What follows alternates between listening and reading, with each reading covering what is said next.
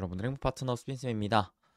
자, 오늘도 매주 월요일 진행하는 로드맵 라이브 수업 시간이 이렇게 또 찾아왔고요. 오늘도 우리 여러분들과 함께 1부, 2부 나눠서 수업 진행하도록 하겠습니다.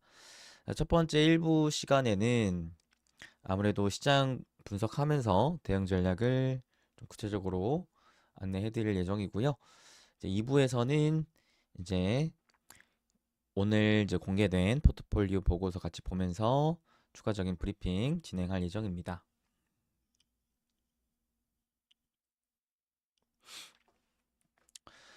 자, 참고로 이제 내일이 벌써 3월 말이에요. 그래서 내일이면은 우리 그 자문사 대표님께서 진행하는 월말 복귀 방송이 있고 하기 때문에 오늘 제가 진행하는 1부 수업은 좀 짧고 굵게 하도록 하겠습니다. 2부를 좀 자세하게 하고요. 워낙 지금 시장에 대한 분석에 있어서 또 지금 4월 초를 맞이하고 있는 상황에서 또 4월 투자 전략 정리하는 것이 또 우선이기 때문에 아무래도 일부에 대한 내용의 구체적인 사안은 내일 이제 복귀 방송을 통해서 3월을 정리하시고 그 다음에 다음 주 월요일 저와 함께 공부하는 수업을 통해서 보다 구체적인 4월의 투자 전략을 잡으시는 걸로 참고하시면 좋을 것 같습니다. 자, 그러면은 이제 본격적으로 들어가기 전에 제가 간략한 좀 공지 좀 드리고 진행하겠습니다.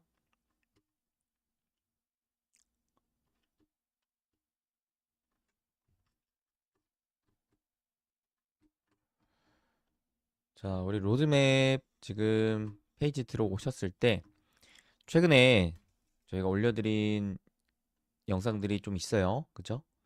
보시면은 자, 요거 이제 굿즈 패키지 활용법 영상 통해서 굿즈 패키지 활용하시면 되시겠고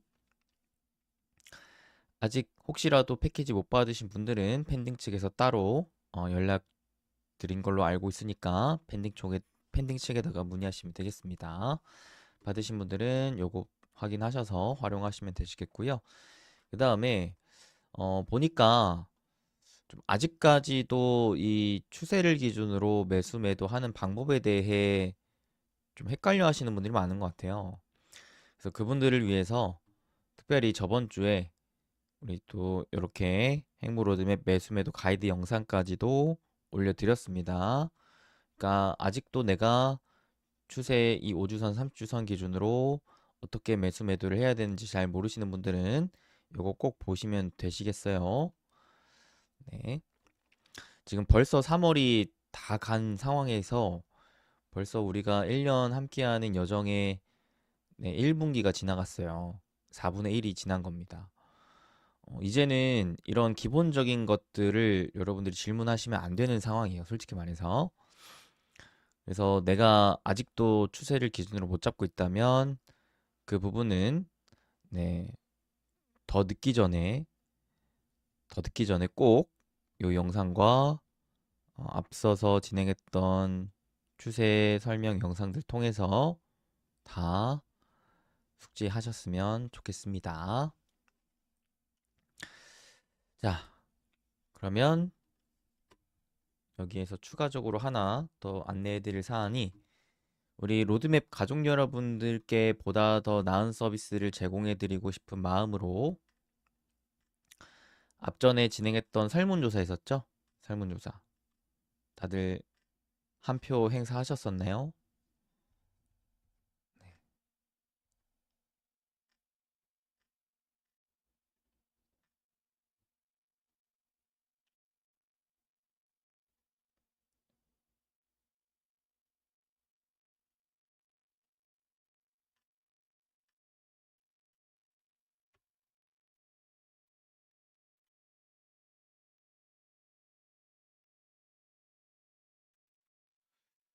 설문조사가 공부방에만 올라갔었나 보네요.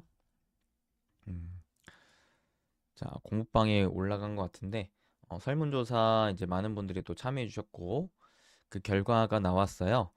그래서 이번 주에 해당 결과와 함께 또 방향성에 대한 안내를 이번 주에 따로 로드맵 가족 여러분들 대상으로 안내 드릴 예정입니다. 그거 좀 참고해 주시면 되겠고요. 이제 거기에서 중요한 부분이 뭐가 있냐면 지금 현재 이제 여러분들이 이용하고 계시는 공부방에 대한 좀 의견들이 많았는데 이 공부방 관련해서 결론적으로 저희가 좀 진행을 하기로 된 것이 다음 주에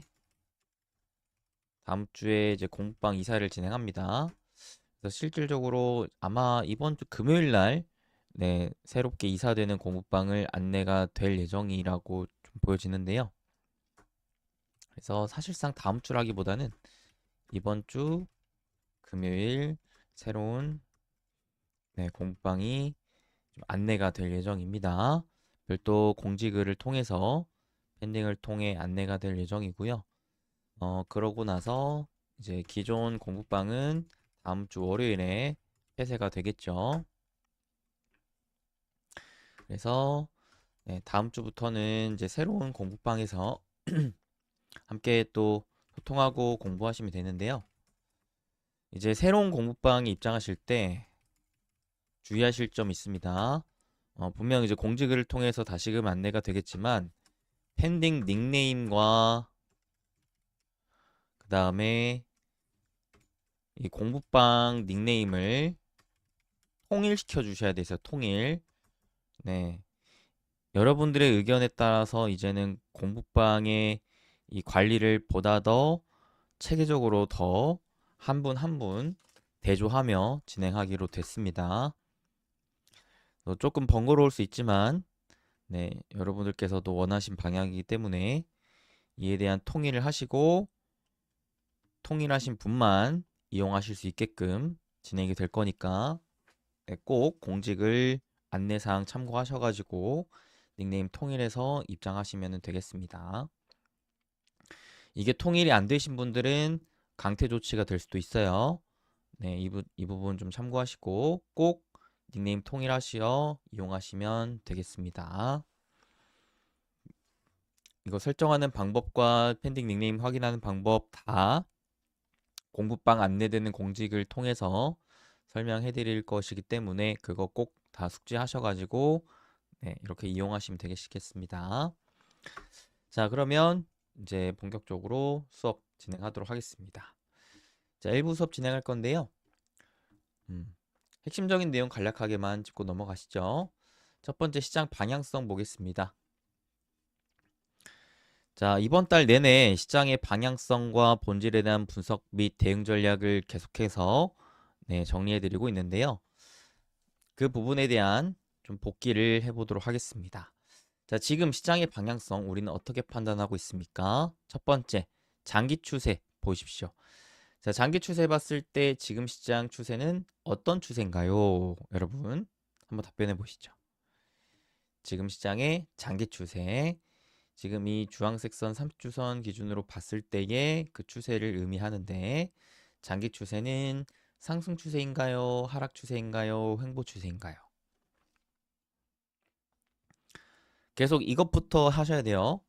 네. 시장을 바라볼 때 항상 이 추세를 기준으로 한 방향성 판단부터 하는 겁니다. 맞아요. 첫 번째, 장기 추세 관점에 있어서는 상승 추세입니다. 자, 이거 보는 거 아직 이제 뭐 어렵지 않으시죠? 상승 추세. 자, 상승 추세이기 때문에 시장의 지금 장기 추세가 상승이다. 그러면 이렇게 시장이 장기 추세가 상승 추세일 때 우리는 어떤 투자를 하면 되느냐? 심플합니다. 장기적으로는 여전히 주도주에 집중하면서 투자하면 된다. 그리고 뭘 하면 돼요? 이제 이 주식 비중을 적극적으로 늘릴 때는 장기 추세 하단에서 하면 된다. 요걸 알 수가 있어요. 그 다음 두 번째, 시장의 단기 추세는 어떤 추세이느냐 요거를 또 판단해 봅시다. 시장의 단기 추세. 자, 단기 추세는 요 5주선 기준으로 봤을 때 지금 추세가 어떤 추세있느냐 요거를 좀 판단하는 건데요. 단기적으로는 지금 어떤 추세 있나요? 상승인가요? 하락인가요? 박스권 횡보인가요?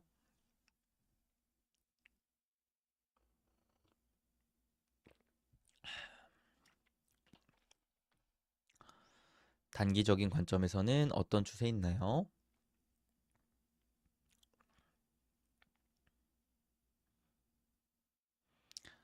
하락과 횡보가 좀 반반으로 나오는데 음.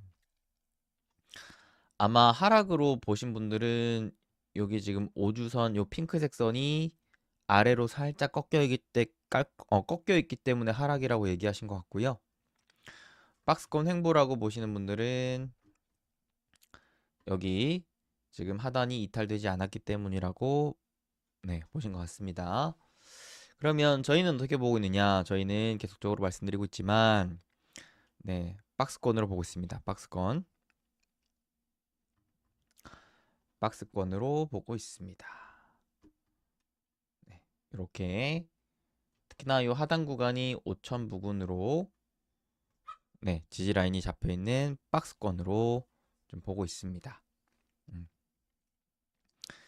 여기서 이제 단기 추세가 하락 추세라고 우리가 좀 판단을 하려면 뭐가 깨져야 되냐?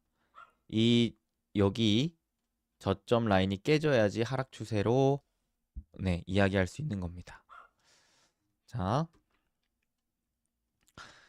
여러분들이 그 추세를 판단하실 때 좀 어려워하실 수도 있는데, 자, 기본적으로 이렇게 보시면 되세요. 일단은 이 구간까지는 단기 추세가 상승 추세였다라는 것에 대해서는 어렵지 않죠. 여기 상승 추세, 그죠?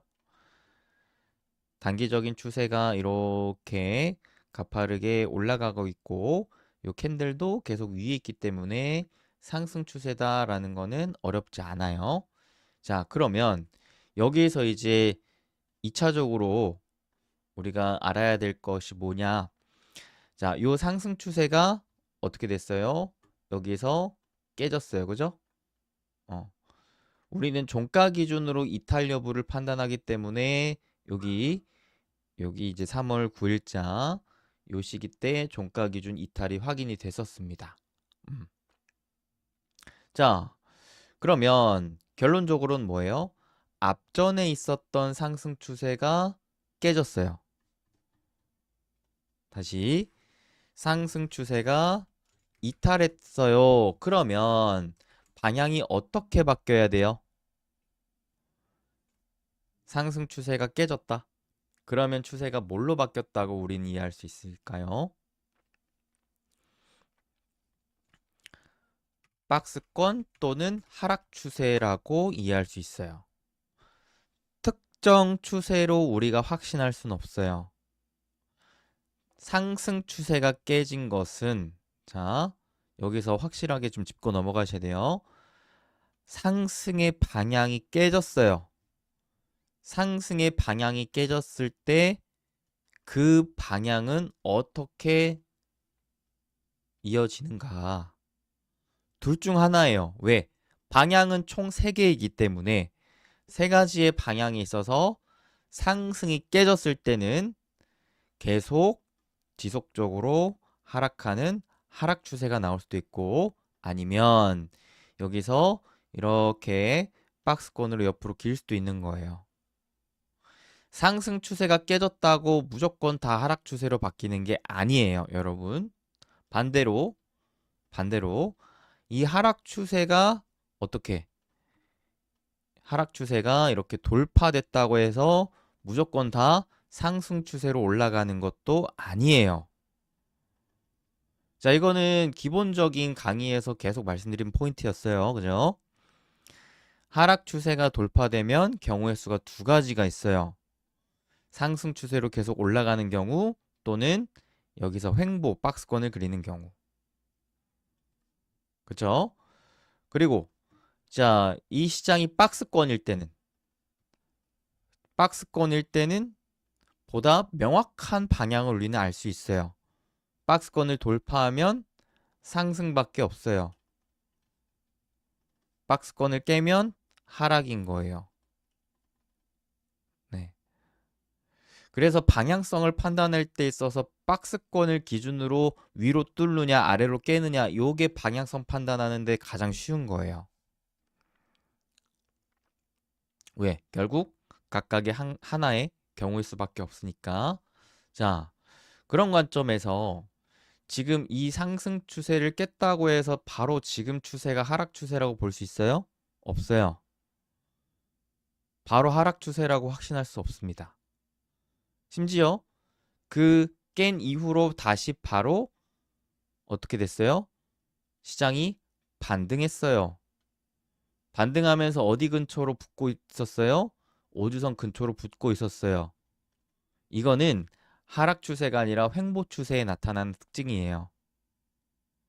만약에 이게 상승 추세를 깨고 하락 추세로 변했을 거라면, 변한 거였으면 이 추세 이탈 이후로 시장은 계속 이렇게 떨어졌어야 돼요. 그러면 우리가 하락 추세라고 볼 수 있었던 거예요. 근데 계속 떨어지는 게 아니라 반등을 줬죠. 그리고 오늘 물론 시장이 좀 떨어지긴 했지만 어때요?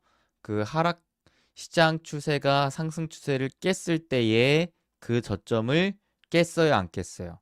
안 깼어요. 안 깼기 때문에 이 추세는 우리는 박스권으로 보는 거예요. 오케이? 자, 실제로 이런 추세가 앞전에서도 계속 나와줬었죠. 지금의 이 강세장의 흐름 가운데에서 나와줬었단 말이에요. 어떻게? 여기서도 추세가 이렇게 상승 추세가 쭉 이어지다가 살짝 이렇게 깨려고 했을 때 바로 이 저점 구간을 쭉 깨면서 추가 하락하는 게 아니라 어때요? 박스권으로 갇혀 있었다고요. 그죠? 그런 다음에 다시 상승 추세로 쭉 올라가다가 여기에서 상승 추세를 깼을 때 이 깼을 때 나왔던 저점 라인을 계속 깨면서 떨어지는 게 아니라 어떻게 했다고요? 박스권으로 이렇게 지켜줬다고요. 지금 강세장은 그 흐름, 즉 상승과 박스, 상승과 박스, 상승과 박스가 지속적으로 이어져 오고 있는 패턴의 강세장이라고요. 다 공부했던 포인트였어요. 그죠? 새로운 게 아니에요. 그래서 지금도 여전히 이 어떤 상승 추세를 깼을 때의 이 저점, 네. 이 저점 부근을 추가적으로 깨는 게 아닌 이상 우리는 이거를 단기적인 박스권으로 보는 겁니다. 자, 요거 이해되셔야 돼요. 그래서 결론적으로 지금은 장기적인 관점에서의 상승 추세, 단기적인 관점에서의 박스권이라고 보는 겁니다. 자, 요거 이해되시죠? 자, 그러면 단기적인 박스권 장세에서는 우리가 어떤 투자를 해야 됩니까? 그 기준을 잡아야 되는 거예요. 이미 우리는 이번 달 내내 그 기준을 잡은 거예요. 그쵸? 지금 단기적으로 박스권 추세라고 얘기하는 거를 오늘 처음 얘기한 게 아니고 이번 달 내내 얘기했기 때문에. 자, 박스권일 땐 우리는 어떤 투자해야 된다고 말씀드렸습니까? 단기적으로는 우리가 이 박스권 매매를 해야 되는데 이 박스권 장세에선 우리가 어떤 투자를 해야 될까요? 그죠? 자, 첫 번째 박스권 하단에서 주식 비중을 좀 늘리고 반대로 박스권 상단에서 주식 비중을 좀 줄이는 요런 투자를 하면 되죠. 그거의 핵심이 뭐냐? 자, 일정 현금 비중을 유지하는 전략을 구상하는 게 좋다. 그래서 로드맵 기준으로서는 그 현금 비중이 10에서 30% 기준이 잡힌다. 왜? 왜냐? 자, 이 10에서 30%의 기준이 왜 잡혔냐면 지금은 애초에 장기적인 관점에서 상승 추세이기 때문에 그래요. 만약에 장기적인 관점에서 박스권이었다면 이 현금 비중이 더 많았을 거예요. 이해되세요? 우리는 시장을 볼 때 장기적인 관점과 단기적인 관점 이 두 가지 기준으로 봐야 돼요. 첫 번째 봐야 되는 기준이 장기적인 관점이에요. 그게 핵심이고 그게 생명 라인이라고 보셔야 돼요. 장기적인 추세가 결국 핵심적인 방향이다. 그래서 장기적인 추세를 항상 먼저 보는 거예요. 장기적인 추세를 먼저. 오케이. 그래서 장기적인 추세를 먼저 봤는데 상승장이야. 오케이. 그러면 장기적인 관점에서 상승장이기 때문에 현금보다는 주식 비중을 더 많이 가져가는 거예요. 그게 첫 번째. 그죠? 그래서 기본적으로 현금과 주식의 비중을 딱 비교해 놓고 봤을 때 현금보다 주식의 비중이 더 많게. 언제까지? 그 장기적인 상승 추세가 깨질 때까지. 그러니까 결론적으로 이 장기적인 상승 추세가 깨지기 전까지는 주식 비중을 현금 비중보다 높게 가져갈 수 있는 거예요, 우리는. 그런 와중에 단기적인 추세가 상승 추세였다면 주식 비중을 더 높일 수 있는 거죠. 그때는 주식 비중을 저희 같은 경우에는 80% 이상까지 가져가요. 근데 지금은 단기적인 관점에서 상승 추세가 깨진 박스권 추세이기 때문에 어떻게 하는 거예요? 전략적으로 물론 현금 비중보다는 주식 비중을 높게 가져가지만 일부 현금 비중을 유지하는 전략을 쓰는 거예요. 10에서 30%. 그래서 그 현금 비중을 언제 주식으로 많이 바꾸는 게 좋아요? 박스권 하단에서. 지금 같은 경우인 거예요. 반대로 현금은 언제 챙기는 게 좋아요? 박스권 상단 부분에서. 박스권 장세에서는 시장이 올라갈 때 오히려 주식 비중을 줄이는 게 좋고 시장이 떨어질 때 오히려 주식 비중 늘리는 게 좋은 거예요. 그게 박스권 매매 전략이에요. 자, 요거를 아셔야 돼요. 요거를. 그래서 자, 지금 기준에서는 뭐예요? 지금 기준에서는 어느 정도 다시 주식 비중을 채울 수 있는 상황이 만들어진 거예요. 저번 주, 저저번 주에서는 시장이 반등하는 흐름을 활용해서 일부 현금 비중을 챙길 수 있는 시점이 있었던 것이었고요. 지금은 다시 그 현금을 가지고 재차 주식을 살 수 있는 기준이 잡히고 있는 거예요. 이렇게 큰 틀로 시장에 따른 그 시장의 추세에 따른 주식과 현금 비중을 조율할 수 있어야 됩니다. 그게 가장 중요해요. 이게 첫 번째.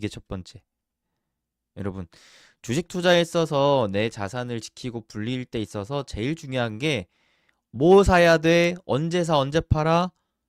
종목별로 막 세부적으로 들어가는 것보다도 전체 시장을 바라보면서 지금 시장이 어떤 방향이 있고 그 방향에 따라 주식 비중과 현금 비중을 어떻게 조율하면 되는지가 가장 중요하다라는 거예요. 이게 결국 자산 배분의 핵심이에요. 포트폴리오를 짜는 것보다 더 중요한 게 이거예요. 그래서 이거를 가장 먼저 매주마다 말씀드리고 있는 거예요. 로드맵 포트폴리오 기준에 따라서. 오케이.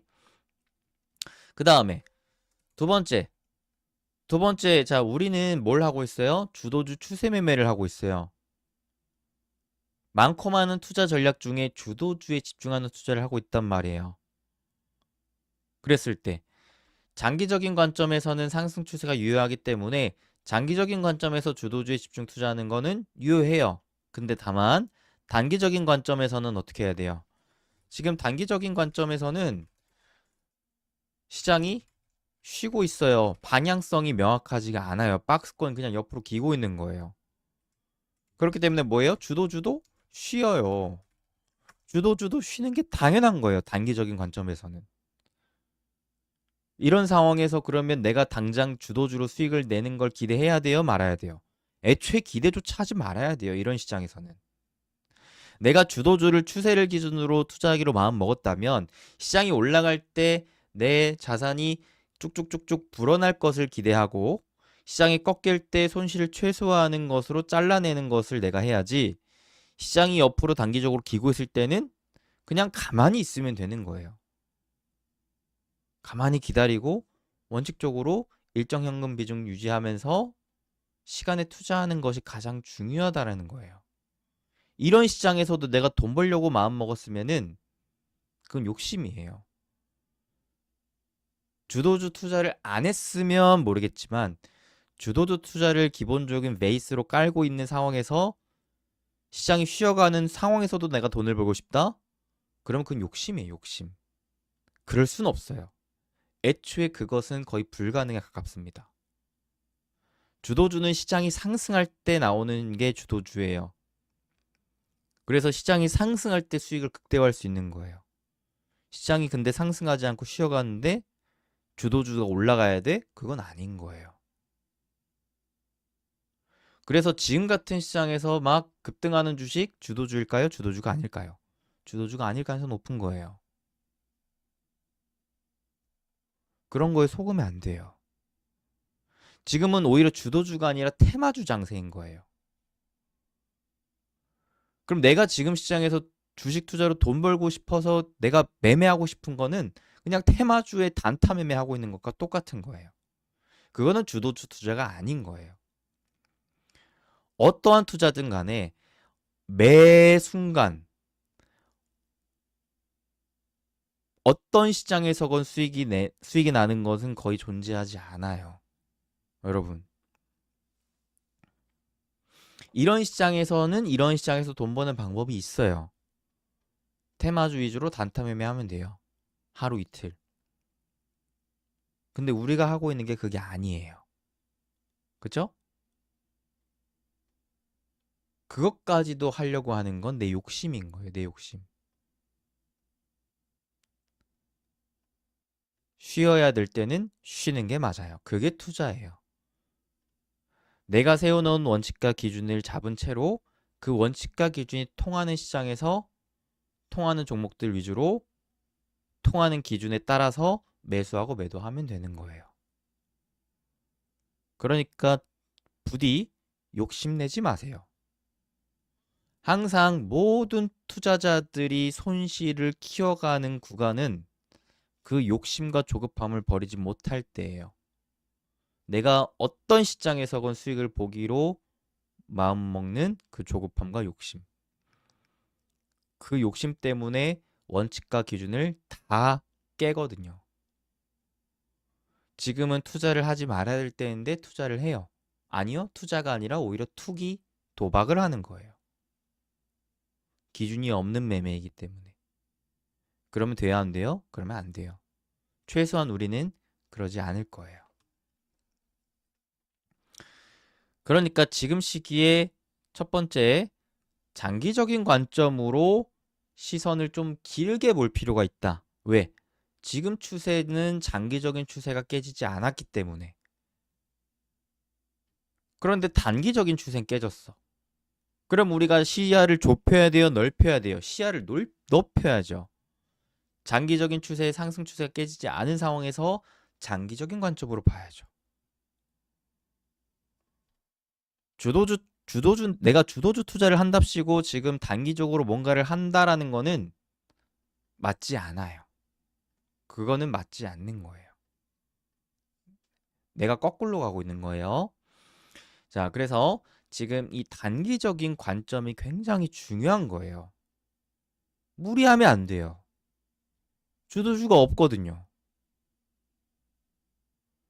지금은 단기적인 관점에서 주도주가 없어요. 기존에 잡아놨던 주도주들을 추세를 기준으로 일정 챙기면서 다음 상승장의 주도주가 누가 될까? 이런 부분들 위주로 공부하고 준비할 때예요. 거기에 더해서 뭔 할 수 있어요? 장기적인 관점에서 장기 추세에 눌리는 주도주들은 모아갈 수 있어요. 그거는 장기적인 관점이니까. 이런 건 모아갈 수 있어요. 근데 내가 단기적으로 당장 내가 뭔가 지금 오늘 내일 뭔가 수익을 보고 싶은 마음에 막 올라가는 걸 따라잡는다? 그거는 안 되는 거예요. 네. 그건 내가 주도주 투자하고 있는 거 아닙니다. 그래서 이 기준을 지켜야 되는 게 우리가 해야 할 일인 거예요. 가장 무섭고 가장 피해야 되고 가장 멀어져야 할 것이 내 기준을 지키지 않는 거예요. 투자에 있어서 가장 무서운 게 그거예요, 여러분. 손실 보는 것보다 더 무서운 게 내 원칙과 기준을 깨는 거예요. 내가 혹시라도 지금 그러고 있으면 나를 혼내야 돼요. 그건 투자가 아닌 거니까. 지금 당장 내가 뭐 한 푼이라도 더 벌려고 기준 깨는 것이 나중에 훨씬 더 큰 기회를 못 잡게, 오히려 훨씬 더 큰 손실을 입히게 만들어낼 거예요. 그거는 내가 조심해야 돼요. 그게 올바른 투자자의 자세라고 볼 수 있겠습니다. 그래서 기준을 확실하게 잡고 가야 되는 거예요. 기준을. 네. 그 기준이 우리 입장에서 어렵지 않아요. 추세를 기준으로 너무나 단순하게 만든 기준이기 때문에 어렵지 않다라는 거예요. 여러분들 충분히 할 수 있어요. 자, 그러면 여기에서 이제 생각을 해봐야 돼요. 여기서 생각을 해봐야 돼요. 첫 번째. 그러면 주식 비중은 언제 다시 적극적으로 늘릴 수 있어요? 어? 지금은 일정 현금 비중을 유지한 채로 차분히 쉬어가면서 관망할 때라고 봤어요. 그죠? 그러면 여기에서 다시 주식 비중을 늘려야 될 때가 올 거예요. 그때는 언제일까요? 두 가지 경우가 있어요. 하나, 단기적인 관점과 둘, 장기적인 관점. 단기적인 관점에서 주식 비중은 언제 늘릴 수 있을까요? 이것까지도 생각을 해야 돼요. 이것까지도 사실 다 이야기를 해놨어요. 맞아요. 단기적인 관점에서 박스권을 돌파하며 상승 추세로 바뀌었을 때 그때는 주식 비중을 다시 늘릴 수 있는 거예요. 왜? 상승 추세이니까.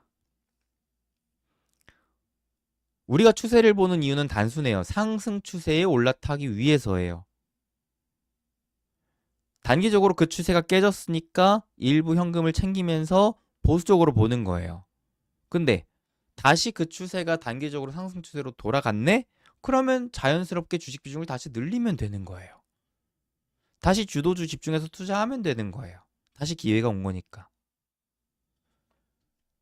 그 기회가 올지 말지를 분석해 가면서 기다리면 되는 것이고, 지금 저희 같은 경우에는 그 기회가 올 가능성이 높다라고 판단하기 때문에 시간에 투자하면서 다음 상승을 준비하고 기다리고 있는 거예요. 때가 올 때를 기다리고 있는 겁니다. 그냥 아무런 생각 없이 뭐 놀고 있는 게 아니라는 거예요. 전략적으로 다음 상승을 기다리며 준비하고 있다라는 겁니다. 두 번째, 장기적인 관점에서는 지금 상승 추세라고 했죠. 그러면 언제 다시 적극적으로 비중을 늘릴 수 있어요? 장기 상승 추세 어디서? 하단에서. 이때는 다시 또 적극적으로 늘릴 수 있어요. 그러니까 두 가지 케이스가 있다라는 거예요. 두 가지 경우가 있다라는 거예요. 첫 번째, 지금 이 단기적인 박스권을 만들고 있는 상황에서 어디를 이 박스권 상단을 돌파하며 상승 추세로 바뀐 걸 확인했을 때, 두 번째, 장기 추세가 상승 추세가 깨지지 않은 상황에서 여기 장기 추세 하단으로 내려왔을 때, 이 두 개의 구간에서는 우리는 다시 주식 비중을 늘릴 수 있어요. 이해되죠? 자, 어렵지 않습니다. 반대로. 자, 그러면 주식 비중은 언제 다시 적극적으로 줄일까요? 주식 비중을 언제 적극적으로 줄일까요? 현금 비중을 높이는 거를 언제 하면 될까요? 이것도 단기적인 관점과 장기적인 관점 두 가지 케이스가 있겠죠. 장기적인 관점으로 언제 비중을 줄여요? 네. 단기적인 관점에서 박스권을 이탈하며 하락 추세를 만들었을 때. 그때 또 일부 줄일 수 있는 거예요. 그 다음에 보다 더 적극적으로 줄일 때는 이 장기 상승 추세가 이탈됐을 때. 그럴 때 진짜 우리는 보다 적극적으로 주식 비중을 줄여야 돼요. 이때는 진짜 많이 줄여야 됩니다. 50% 이상 줄여야 되는 시기가 이때예요. 이때. 언제? 이 장기 추세 기준을 종가상 이탈했을 때. 그걸 확인했을 때는 우리는 주식 비중을 50% 이상 줄여야 될 수 있어요. 이 기준대로만 하면 됩니다. 막 시장 너무 어렵게 분석 못해도 괜찮아요. 시장이 알려주는 대로 그대로만 따라 해도 되는 게 주도주 추세 매매예요. 이 기준만 잡혀 있으면 내가 멘탈적으로 많이 흔들리지 않을 수 있단 말이에요. 왜? 나는 그냥 기준대로만 하면 되니까. 시장이 그 기준을 알려주잖아요. 시장이 알려주는 걸 내가 해석하고 따라가기만 하면 된다라는 거예요. 네. 그게 우리가 하고 있는 거예요. 어렵지 않은 거예요. 막 대단한 예측 못해도 돼. 대단한 분석 못해도 돼요. 시장이 알려주는 대로만 따라가도 되는 거예요. 자, 이런 상황에서 좀 여러분들이 좀 공부해 볼 만한 몇 가지 자료가 있습니다. 그러면 시장은 언제쯤 다시 본격적으로 올라갈 수 있을까? 물론 예상하기 어려워요. 지금 시장이 흔들리고 있는 것이 지정학적 리스크, 전쟁 때문인 거니까. 그러면 이 시장이 다시 박스권을 뚫고 올라갈 때는 언제일까라고 봤을 때 그 전쟁 이슈가 좀 해소된 이유겠죠. 아직까지는 전쟁 이슈가 완벽하게 해소되지 않았어요. 그죠? 계속 협상한다 만다만 얘기하고 있고 서로 간에 더 본인 입장에서 유리한 협상을 하기 위해서 공격적으로 말을 지르고 있어요. 아직까지는 전쟁이 막 끝났다라고 보기 어려워요. 그러면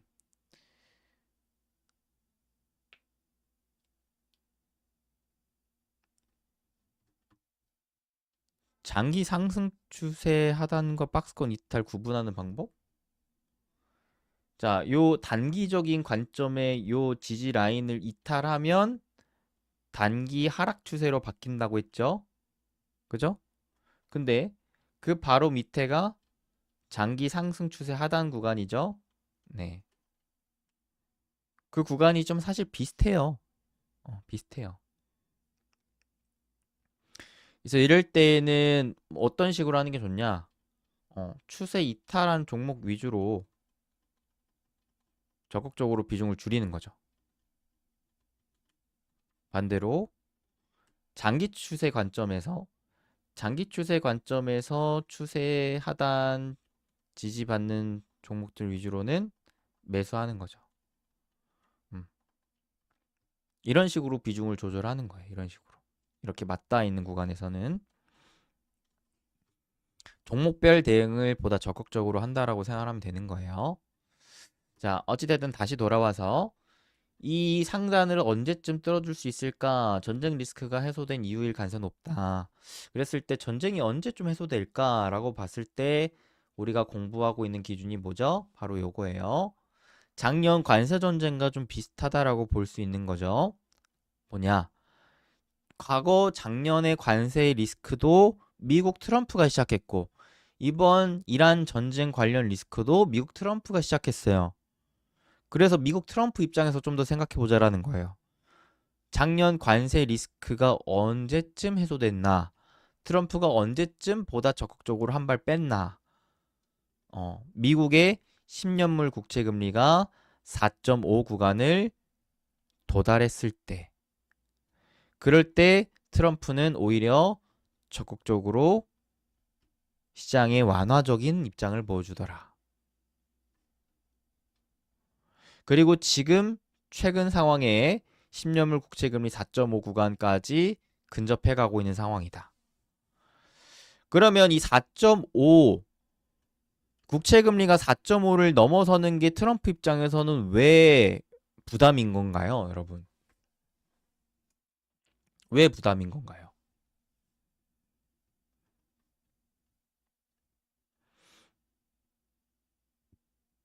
왜 트럼프가 하필 이 10년물 국채금리가 4.5를 도달하는 요런 지점 때마다 국채를 낮추기 위한, 그러면서 시장을 막 올리기 위한 움직임을 왜 보여주는 걸까요? 맞아요.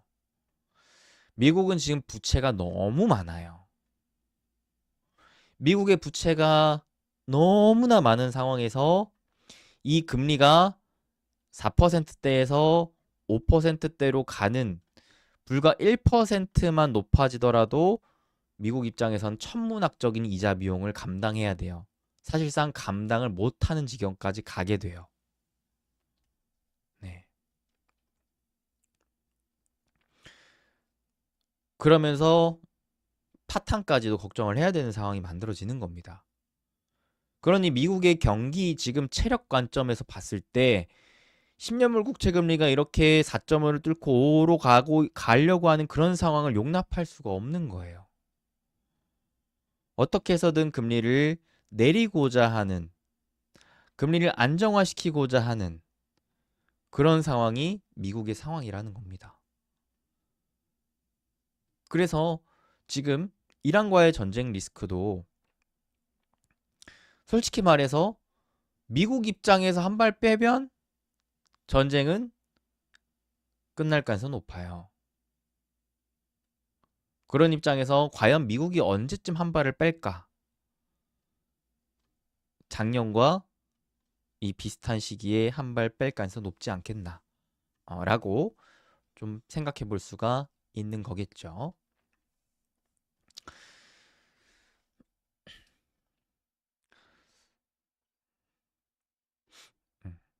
그래서 오히려 좀 역설적으로 봤을 때 지금 이 10년물 국채 금리가 4.5 부근으로 가까워지면 가까워질수록 시장은 겁먹을 수 있어요. 왜? 야, 이거 금리 인상되는 거 아니야? 가뜩이나 지금 유가가 이렇게 치솟으면서 물가 부담 막 생기려고 하는데 이런 와중에 금리 인상 사이클로 바뀌는 거 아니야? 그런 걱정에 따라서 시장이 더 불안해하고 막 팔고 싶을 수 있거든요. 근데 역설적으로 그 시기 때 트럼프는 보다 적극적으로 금리를 낮추려고 하는, 유가를 안정화시키려고 하는, 그러면서 시장을 안정화시키려고 하는 움직임을 보여줄 가능성이 높지 않겠나라고 좀 판단해 볼 수가 있는 거겠죠. 그래서 참 이 부분이 되게 어려운 시점인 것 같아요. 공포 심리가 오히려 커지면 커질수록, 그 공포 심리가 극에 달할수록 오히려 시장은 기회일 가능성이 높다라는 부분. 네. 이게 지금 시장이 또 되게 어려운 포인트 중에 하나인 것 같습니다. 그래서 만약 이게 좀 내가 어렵다, 어렵다라고 생각을 한다면 그냥 추세대로 대응을 하면 돼요. 그게 가장 심플합니다. 그 다음 또 하나 생각을 해볼게. 여러분, 이런 데이터가 있어요. 최근에 자꾸 제가 저번 주에 그 외부 채널을 정말 오랜만에 나갔다 왔는데, 김작가 TV에 나갔다 왔는데, 거기서도 저한테 가장 이제 시장 관점에서 물어보는 질문이 외국인 매도가 이렇게 강하다. 환율이 이렇게 올라가 있다. 이런 상황에 시장이 어떻게 올라갈 수 있겠느냐. 이 외국인 매도에 대한 부분을 굉장히 우려하고 그런 질문이 많아요. 자, 근데 이 부분도 제가 이번 달에 수업에서 설명해 드렸죠. 뭐라고요? 지금 시장은 외국인들이 이끄는 시장이 아니에요. 실제 과거 강세장과를 비교를 해봐도 외국인들이 강세장을 처음부터 끝까지 이끌었던 적이 거의 없었어요. 오히려 자, 최근 데이터를 보면 어떤 데이터가 있냐? 2000년대, 자, 2000년대 이후로 한국 증시의 강세장이 크게 3번 있었는데 2003년에서 2008년 그 금융위기 터지기 바로 직전까지, 그 다음에 코로나 이후에 동학개미 운동이 불었을 때, 그 다음에 최근에 그 강세장. 자, 각각의 검정색 그래프가 코스피 차트고요. 파란색 그래프가 외국인 순매수예요. 근데 보시면 어때요?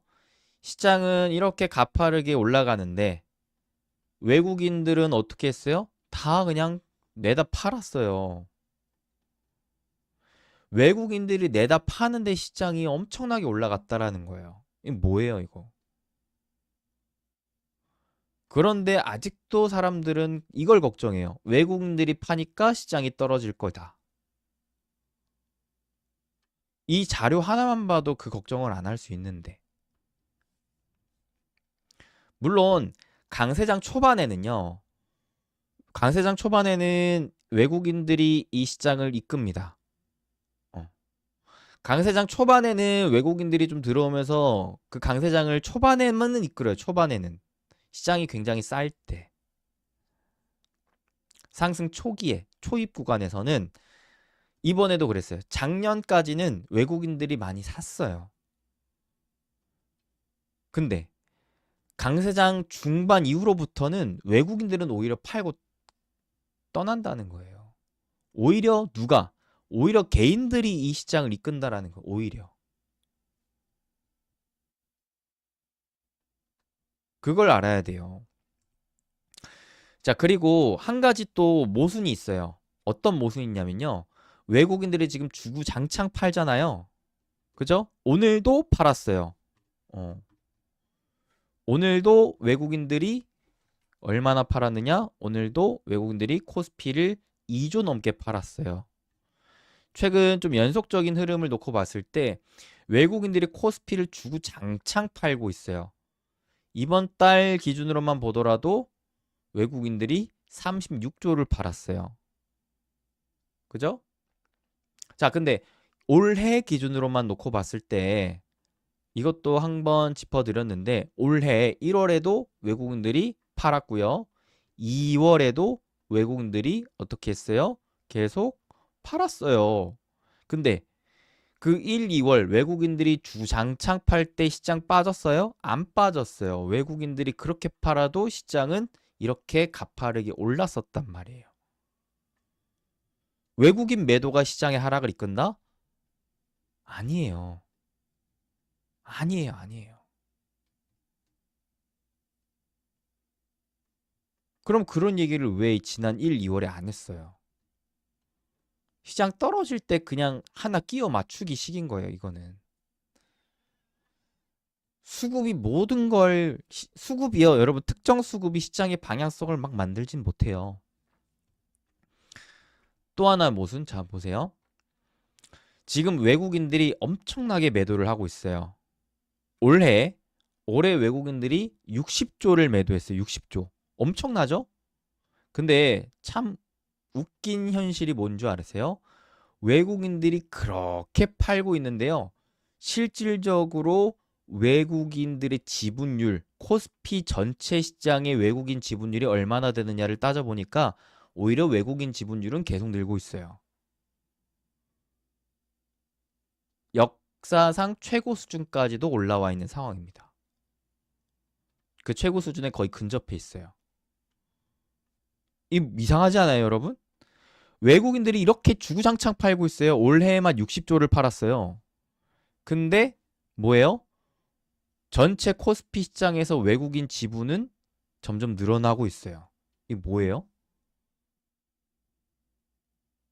팔고 떠나는데 왜 지분율이 늘어요?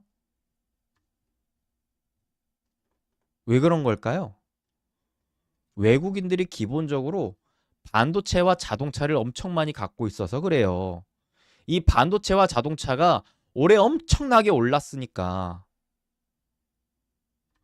팔아도 전체 지분은 많은 거예요. 이해되세요? 그러니까 외국인들은 우리 시장을 떠나면서 막 지분을 냈다 갖다 팔고 있는 게 아니에요. 엄청나게 수익을 봤으니까 차익 실현하고 있는 거예요. 수익 본 거를 조금씩 조금씩 팔고 있는 거예요. 그 조금씩 조금씩 파는데도 불구하고 워낙 많이 사놓고 워낙 많은 수익률을 보고 있으니까 이렇게나 역대급으로 팔고 있는데도 오히려 지분은 늘어나고 있는 거예요.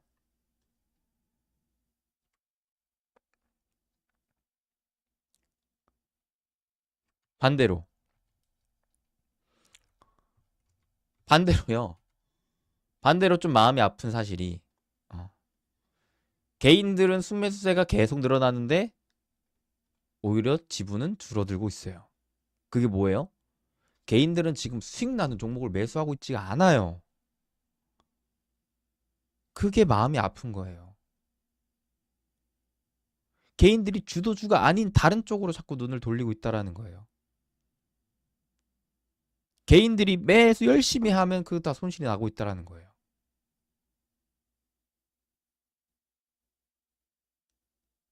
그게 마음이 아픈 거예요. 그게.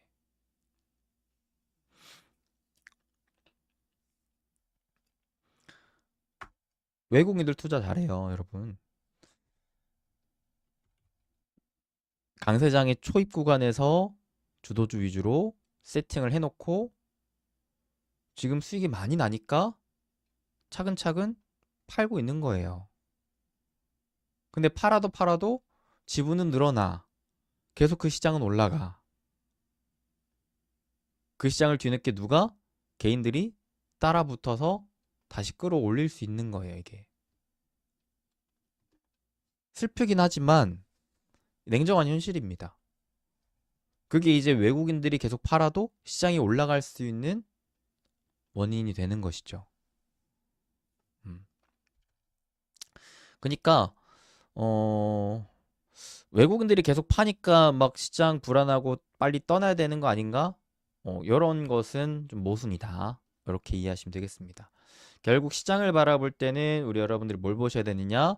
결국 시장의 방향성과 본질이 중요하다. 방향성이 지금 안 깨졌다.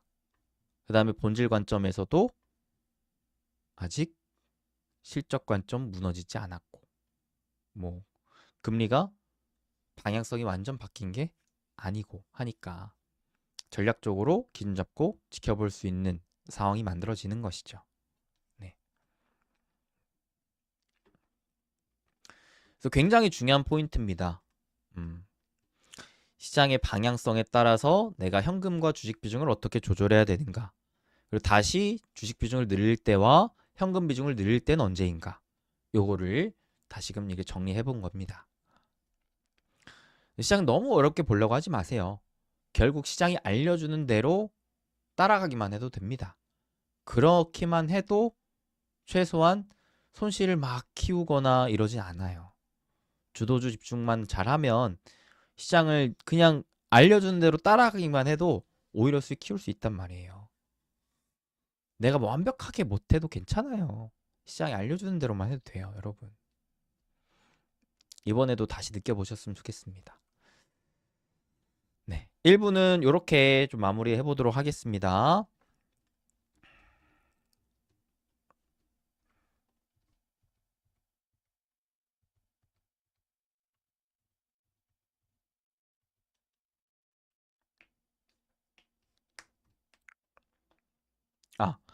아닙니다. 잠깐만요.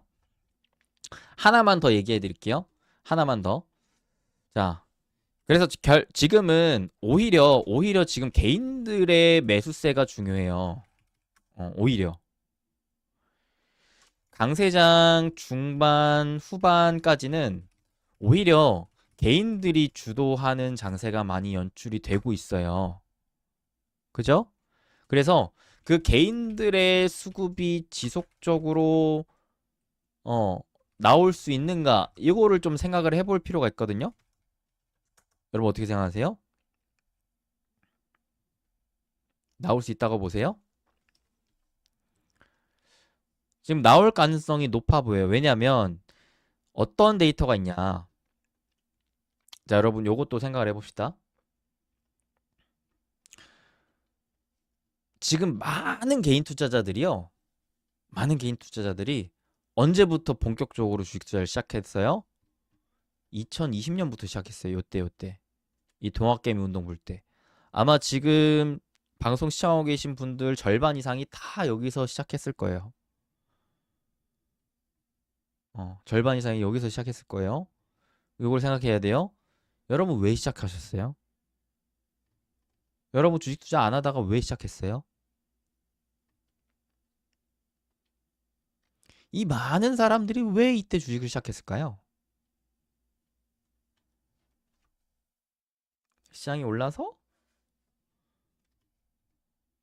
그러면 반대로 시장이 떨어질 때 주식을 안 하고 떴어야 되는데 그때 시작하셨던 분들 여기에 그냥 다 아직도 있어요. 시장 재미없을 때에도 다 주식 물려갖고 계속 하셨어요. 그분들은 안 떠났어요. 네. 왜 주식을 했을까요? 왜 아직도 하고 있을까요? 맞아요. 핵심적인 이유가 있어요, 여러분. 단순히 시장이 좋아서 남들이 돈 벌었어. 이거는 부수적인 내용이에요. 조금만 공부해보면 알 수 있어요. 한국의 기준금리가 낮아서예요. 이게 핵심이에요. 안 할 수가 없는 세상이 만들어진 거예요. 2020년대부터. 한국의 기준금리가 너무 낮잖아요. 너무 낮기 때문에 기존에는 죄다 은행에다가 그냥 예적금 넣어놓으면은 그냥 알아서 불어나는 구조가 나왔었는데 이게 안 통하잖아요. 은행 예적금 넣어놓으면 물가 상승률 방어하기도 어려워져요. 그거는 손해예요, 손해. 그럼 이거 돈 빼가지고 투자해야 돼요. 최소한 연 평균 수익률 2% 이상 가져갈 수 있는, 어, 최소한 웬만하면 연평균 수익률 5% 이상씩 가져갈 수 있는 곳으로 투자를 해야 돼요. 그래야 돈 벌어요. 그래야. 투자를 안 할 수가 없는 세상이 만들어진 거예요. 그러다 보니까 그때부터 다들 사람들이 막 부동산 하고 주식하고 코인하고 그러고 있는 거예요. 은행에서 다른 투자 수단을 찾기 위해서 투자 공부를 한 거예요. 네. 자, 근데요. 그 기준금리가 낮은 상황이 지금은 어떻습니까? 지금도 여전해요. 그래서 지금도 여러분들 냉정하게 이 경제 공부 조금만 해보시면 알 수 있어요. 지금도 여전히 은행에다가 돈 넣어두는 거 손해예요. 그래서 생존하기 위해서라도 내 돈을 지키고 불리기 위해서라도 무조건 투자 공부해야 돼요. 그게 굳이 주식이 아니더라도 내가 최소한 연평균 수익률 5% 이상 낼 수 있을 만한 곳으로 찾아서 공부해서 투자해야 돼요. 근데 자, 올해 또 특이한 상황이 만들어졌습니다. 기존에는 은행에서 투자 쪽으로 갔었는데요. 점점 또 어떤 시대가 열리고 있습니까? 현 정부에서 2025년부터 2026년 본격적으로 또 나아가고 있는 흐름이 있어요. 맞아요. 부동산에서 주식으로 이동하는 그런 흐름이 나고 있다라는 거예요. 이 개인들의 수급의 흐름, 이 대한민국 국민들의 돈의 흐름을 우리는 간과하면 안 돼요. 이게 일시적인 현상이 아닌 거예요, 여러분. 지속적인 현상이고 생존하기 위해서 꼭 해야 하는 흐름이고 거기에 더해서 정부가 사실상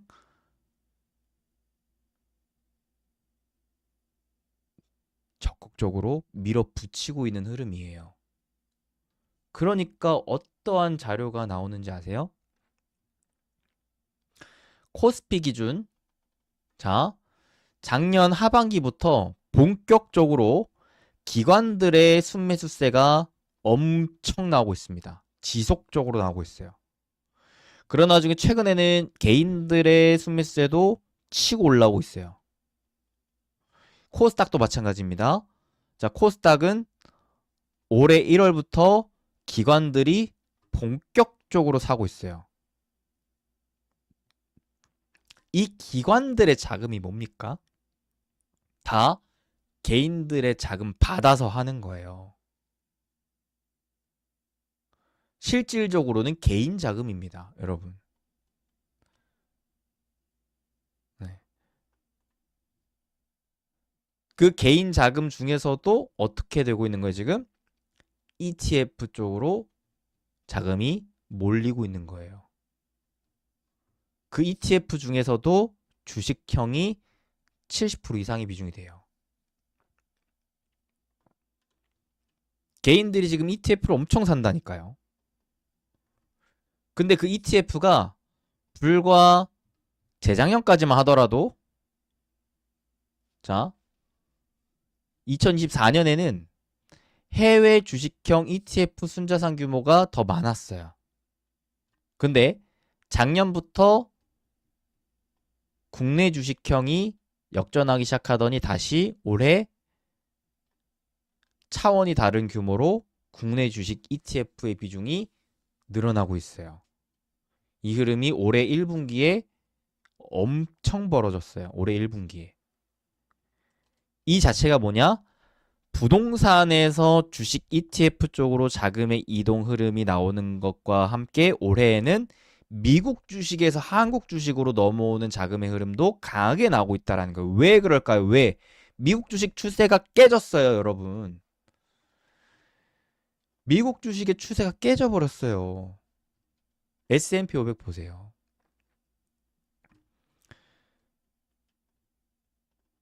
이렇게 지금 추세가 쭉 그나마 상승을 이어져 가고 있던 흐름이 깨져버렸다라는 거예요.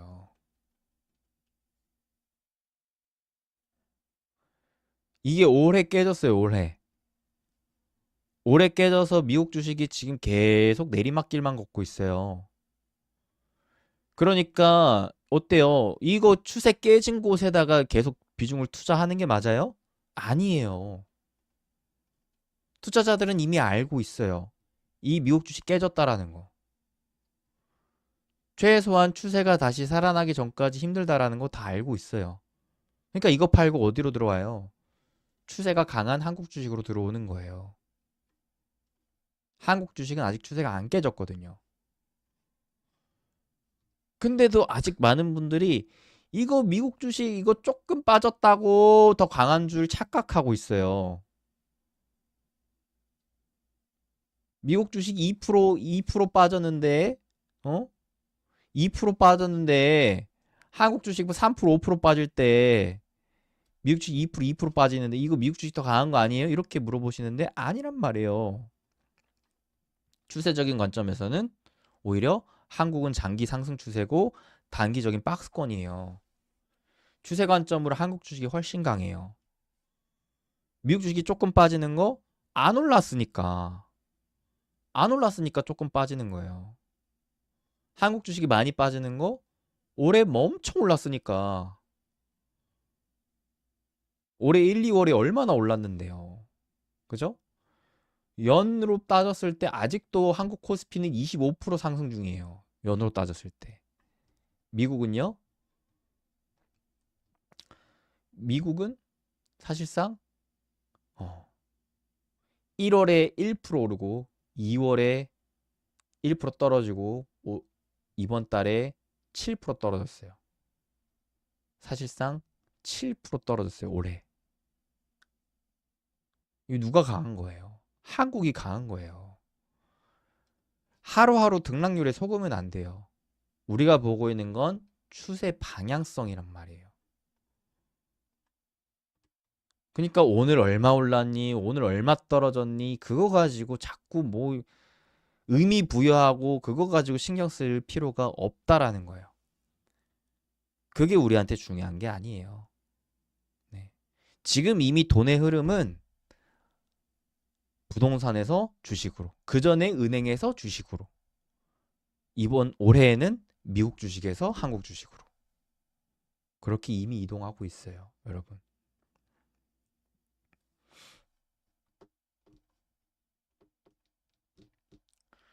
그것까지도 좀 생각을 해봤을 때, 네, 이 추세의 방향성과 근본적인 돈의 흐름이 어떻게 달라지고 있는가, 그거를 우리는 꼭 생각할 필요가 있다. 지금 전체적인 큰 흐름의 판도가 달라지고 있는 상황인데 이 흐름이 지금 단기적으로 바뀌기도 어려운 상황이잖아요. 정부가 정책적으로 다시 뭐 부동산을 밀어주겠어요? 계속 또 한국 주식 밀어주려고 하고 있는데 제도 더 강화하고 더 혜택 많이 주고 어떻게 해서든 이 한국의 이 주식시장을 더 올리려고 막 수단과 방법을 가리지 않고 있는데 앞으로 더 기대할 수 있는 요인들이 더 많이 남아있는 상황에서 돈의 흐름이 이렇게까지 바뀌고 있는 흐름을 알고 있다면 우리는 뭘 해야 될까요? 단기적으로 보면서 오늘 뭐 오르네, 오늘 뭐 떨어지네 이거를 보고 있어야 될까요? 아니면 좀 더 큰 흐름에 있어서 투자의 방향과 내 포트폴리오 자산 배분을 신경 써야 될까요? 후자라고 생각하고 후자를 생각하면서 지금 우린 함께 공부하고 있는 겁니다. 단순하게 생각하는 게 아니에요, 이게. 엄청나게 중요한 상황에 우리는 위치하고 있는 상황입니다. 네. 지금 좀 단기적으로 힘들다고 이거 가지고 뭐 지치고 포기해야 될 때가 아니라는 거예요. 지금은 우리는 엄청난 변화의 목도에 있는 상황입니다. 고환율 어떻게 해야 될까요? 고환율. 자, 코로나 동학개미 운동 불 때 고환율 아니었을까요? 그때도 고환율이었습니다. 그때도 고환율이었어요. 시대의 변화를 읽으셔야 돼요. 시대의 변화를. 여러분 잘 보세요. 자, 여기 보시면은 2020, 21년 이렇게 강세장이 나왔었고 그때 개인들이 주도했었던 강세장이라 그랬죠. 그때 외국인들 다 팔고 떠났어요. 그도 그럴 것이 왜? 환율이 이렇게 오르는데 어.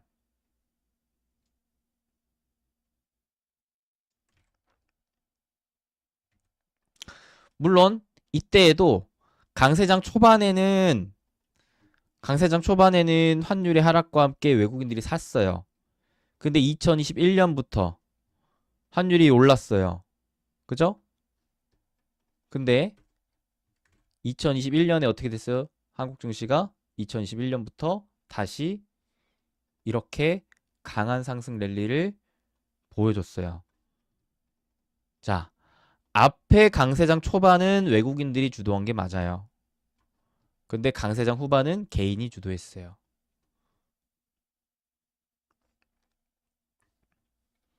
환율이 오름에도 불구하고. 물론 환율이 오르는 것 자체가 좋은 건 아니에요. 다만 그거 하나만으로 판단할 수 없는 시장이라는 겁니다. 또한 환율은 계속 뭐라 그랬었죠? 계속 우상향하고 있었다 그랬죠? 계속 우상향하고 있었어요. 환율은 그냥 계속 2020년대부터 갈 길 계속 가고 있는 상황입니다.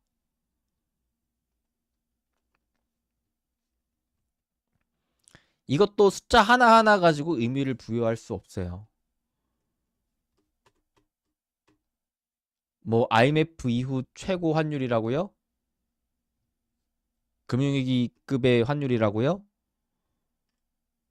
숫자만 보면 그렇게 볼 수 있죠? 근데 그 외의 것들도 역대급이잖아요. 한국 코스피 역사상 한 번도 보지 못한 실적과 개인들의 수급 랠리와 정책적인 방향성. 네. 시장을 하나만 가지고 판단할 수 없습니다. 수급은 진짜 지극히 일부의 요소일 수밖에 없어요. 보다 더 중요한 거를 우리는 봐야 됩니다.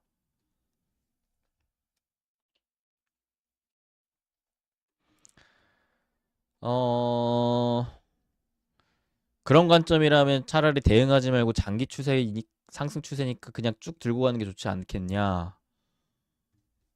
시장에 확신이 있으면 그렇게 할 수 있겠지만 전쟁의 여파가 어떻게 될지 우리는 100% 알 수 없습니다. 이미 유가는 고유가인 상황에서 어떻게 될지 몰라요. 네. 100% 우리가 뭐 다 맞출 수는 없잖아요, 시장을. 시장은 대응의 영역이라고 봅니다. 대응의 영역. 함부로 예측하는 게 아니라고 봅니다. 만약에 그런 상황이 벌어져서는 안 되겠지만 정말 전면전 해가지고 전쟁이 장기화돼서 유가 더 폭등하고 금리 오르면 어떡할 거예요?